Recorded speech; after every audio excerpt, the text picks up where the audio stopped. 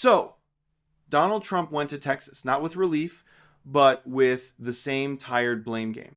He and Governor Greg Abbott swapped self-congratulations while families were still bailing water out of their living rooms. Trump bragged that Democrats lack talent.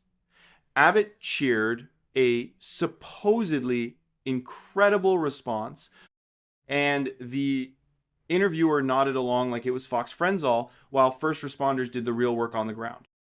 When real Americans are suffering, when their lives are turned upside down by disaster, they don't see a crisis to be solved. They see a political opportunity. They see a photo op. It is a pathetic and disgusting display. It is a complete dereliction of leadership. You have to see the sheer narcissism for yourself. Great to see you, President Trump. Thank you. Thank you, First Lady Melania, for being here. I'm born and raised in Texas, and there's not a person in our state who hasn't been impacted by this tragedy. But what's been so disheartening recently are these ghouls on the left, like Jasmine Crockett and the left-wing media, who want to point fingers and play partisan games and fundraise off of this crisis. And what I love about Texas is we come together in a crisis across party lines, ideological lines. So what is your message, and maybe Governor Abbott as well, to these folks on the left who are using this to gain partisan points in viral videos? Well, I'll start off by just saying, they've lost their confidence. They've had a tremendous run of bad talent. I don't say bad luck, I say bad talent. And all they want to do is criticize. And I hope we can someday be bipartisan, but all they like to do is criticize. And this way, they're getting just absolutely clobbered because everyone sees what an incredible job the governor did. Everybody in this room, everybody at this table in particular, but everybody in this room did an incredible job. And the public knows it. The public's wise to it. They have their soundbite. They send out a soundbite, and it's supposed to be, you're supposed to say that. And if you don't say that, they throw you out of the party. No, they've lost. Honestly, they've lost their confidence. I see some of the people they're putting forward, and those people will only ruin our nation. Our nation, a year ago, was dead, and it was going down, but it was dead. And now we have the most successful nation anywhere in the world. You take a look.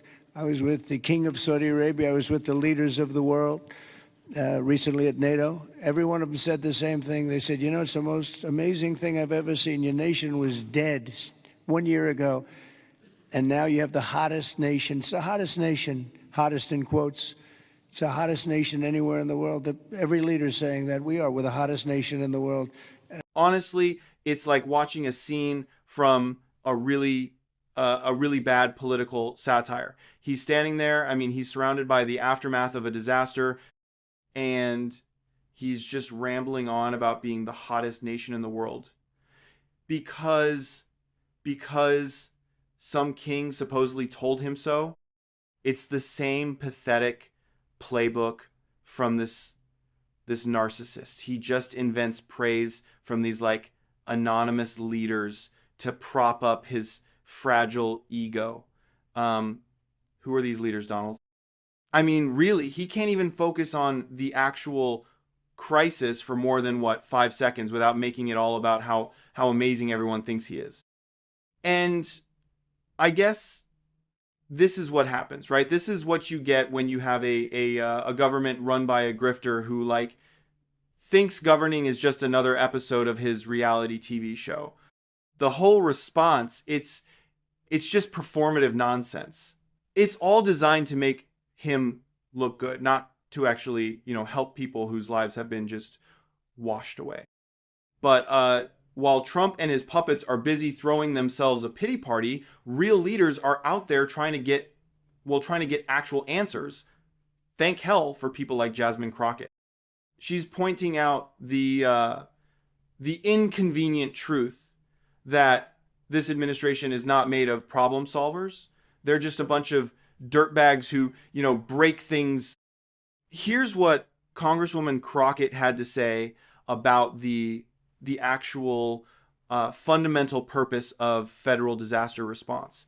It's a concept that seems to be completely lost on this administration. I'm going to play you the clip because it's basic common sense that these people refuse to understand. First off, what are the chances of that happening, being in the minority, right?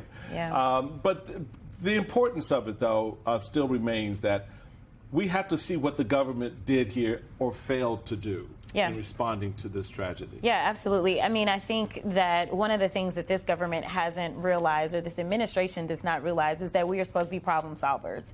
And instead, what they continue to do is they continue to break things and make it more difficult for us to fix problems that people are facing. When it comes to these emergencies like this, and with us entering hurricane season, which will definitely most likely impact Texas, Louisiana, Florida, North Carolina, as we just kind of go up and down the coast, it is important to understand whether or not this iteration of FEMA is actually functioning for the American people.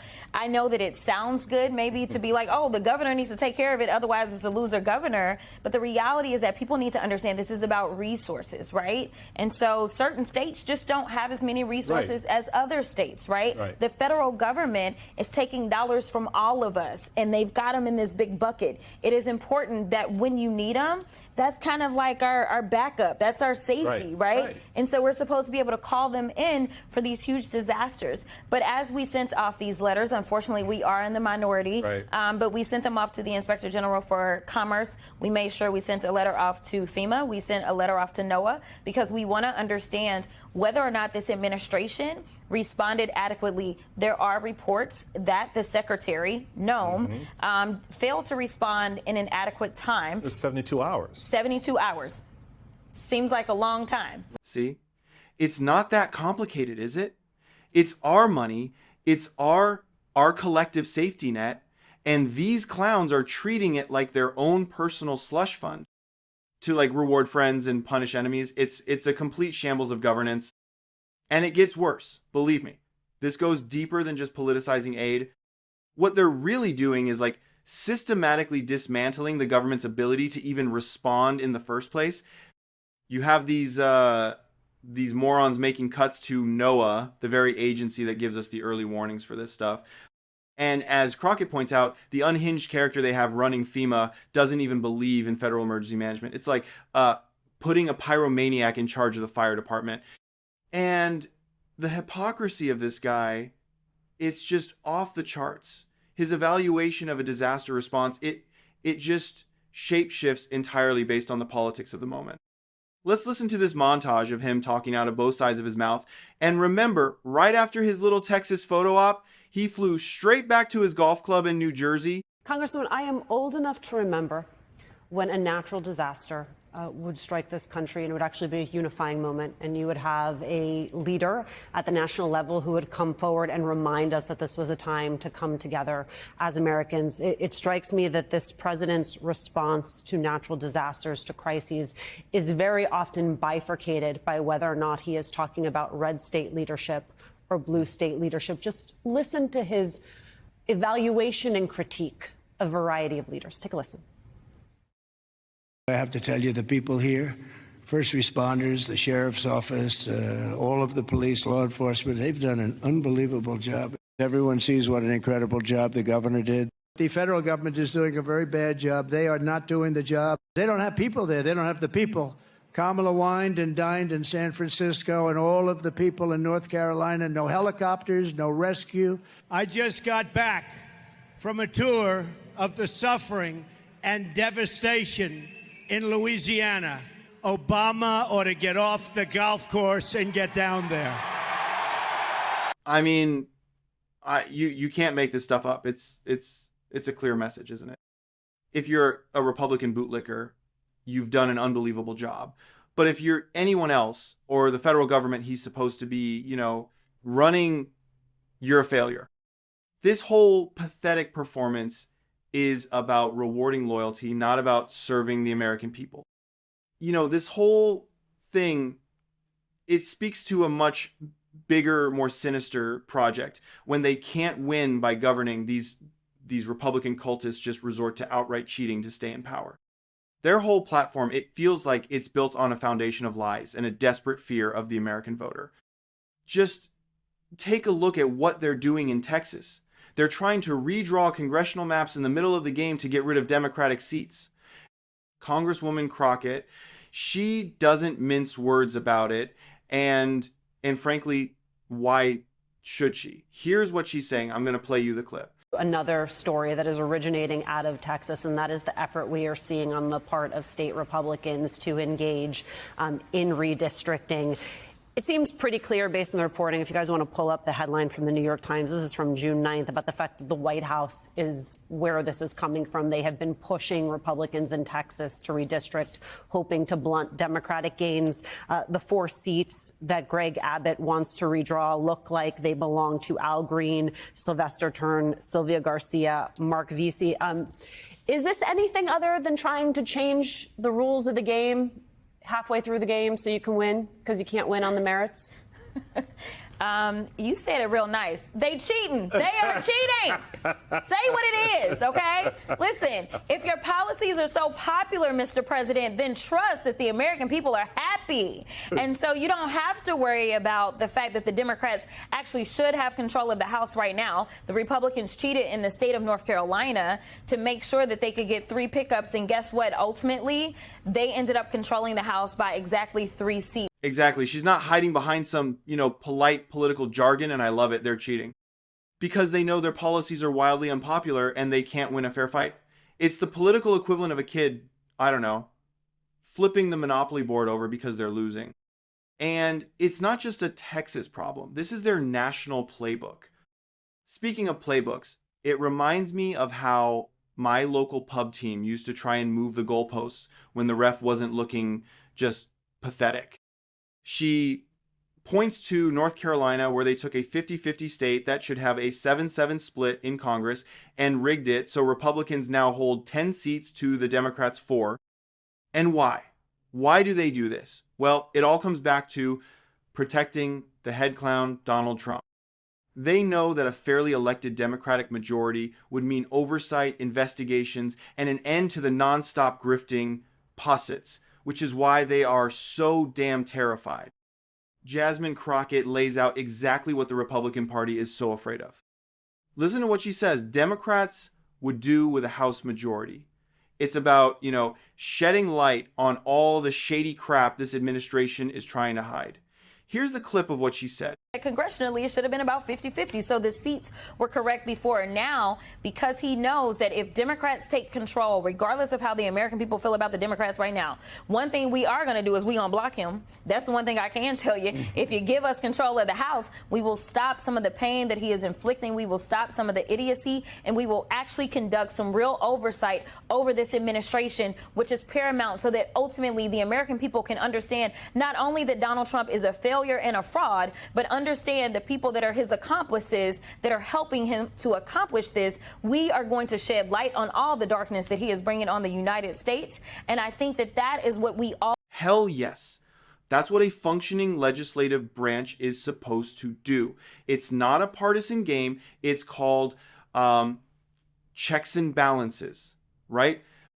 A concept these autocratic types seem to have forgotten entirely. This is about basic accountability. This whole strategy, rigging maps, lying about disasters, it's built on a deep contempt for the American people. They think you're a moron who won't notice that they're stealing your vote and, letting your town get destroyed while they line their own pockets.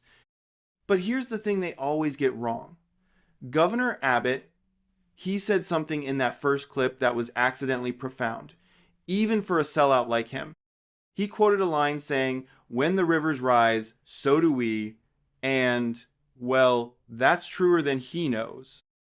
He meant it as some sort of Texas tough platitude about rebuilding from a flood, which is, it's insulting enough when his party actively ignores the climate science, making these floods worse. But the real rising tide, it's the American people getting fed up with this administrative mess. The water isn't the only thing that's rising, so is the anger. Being Texas tough or Texas resilient, that isn't about blindly following these political puppets who praise each other while things fall apart.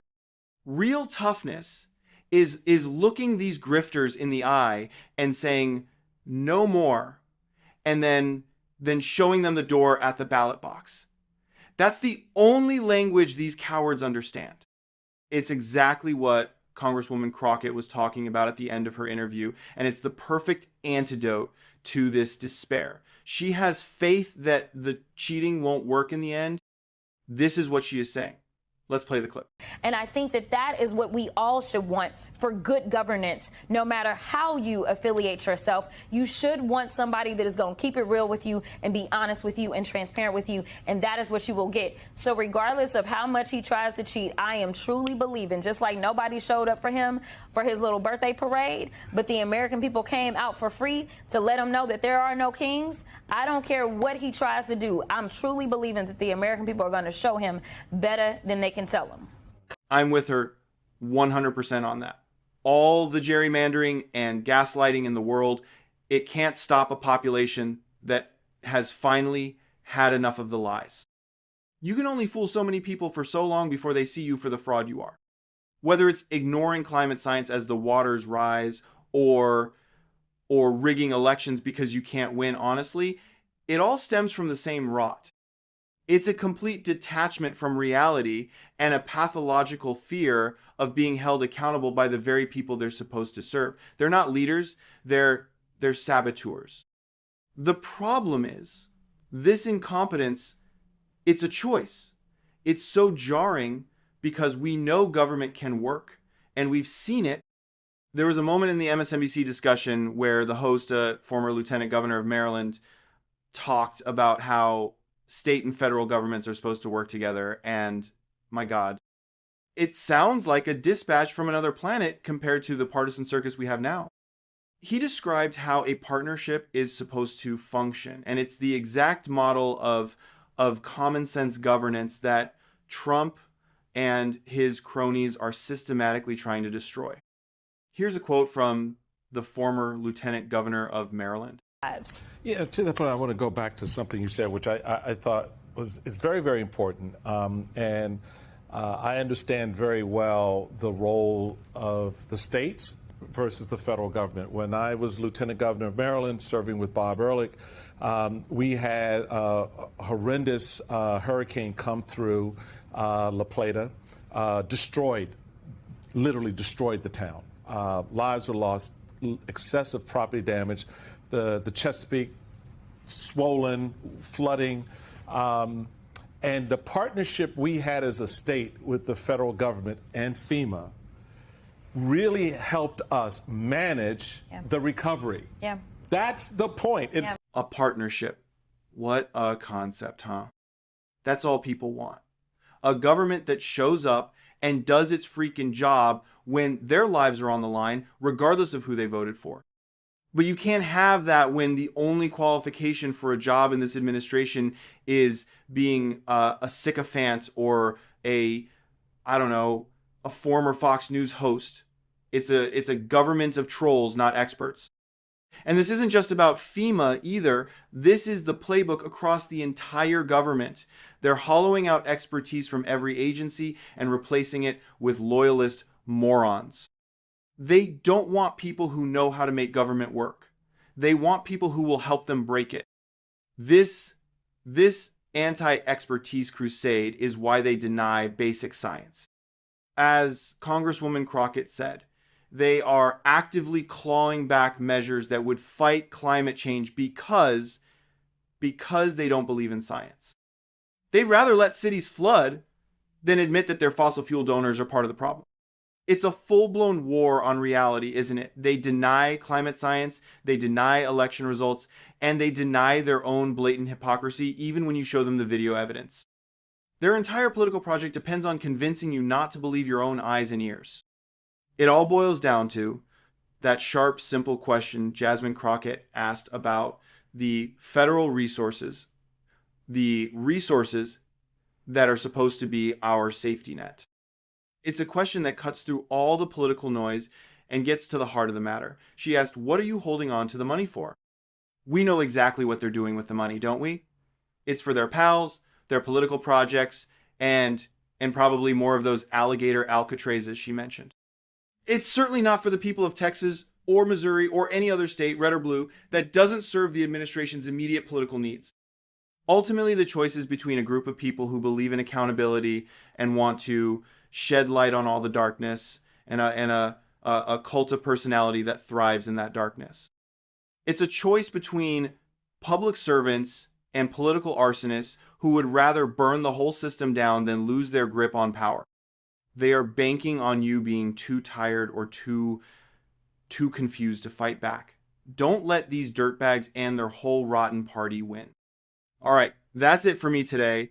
It's a lot, I know, and it's infuriating to watch these sellouts treat governance like a game and our lives like collateral damage. But as Congresswoman Crockett said, the American people have the power to show them better than they can tell them, and I still believe that. The most important thing we can do is refuse to get tired and refuse to look away. Pay attention to what's happening not just on the national stage, but in your own state legislature where they're trying to pull this cheating with the maps. Don't let these dirtbags get away with it in the dark. Let me know what you think down in the comments. Is your state seeing this kind of political chicanery from the party of Trump? If you got something out of this breakdown, give the video a like. And if you haven't already, please subscribe to the channel so you don't miss the next one. Stay informed, stay engaged, and don't let the bastards grind you down. Cheers.